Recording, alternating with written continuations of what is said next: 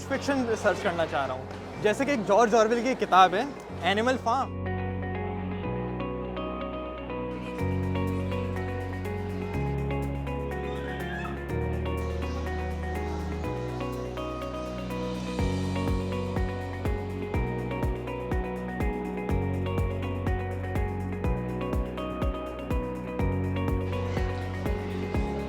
इस वक्त कराची एक्सपो में बुक फेयर 2025 का मेला सज गया है और आज हम बात करेंगे जेनजी से कि वो किस तरह की बुक्स पढ़ना पसंद कर रहे हैं। रियली इंटरेस्टिंग एंड मूवीज देखने में सेम शौक आता है बुक्स पढ़ते हुए, लाइक वही सेम आपको you can basically imagine a movie while you reading this book.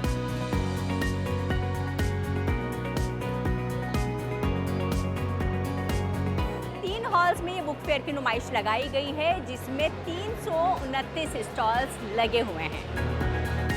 आजकल जो रील्स और टिकटॉक का जो दौर है जिससे लोगों की अटेंशन स्पैन बेसिक डिस्ट्रॉय हो रही है, आई फील लाइक बुक्स से वो वापस जिंदा आ सकती है। Books that interest me most are the fictional books, and here is a vast collection of fictional books as you can see here, and on affordable prices.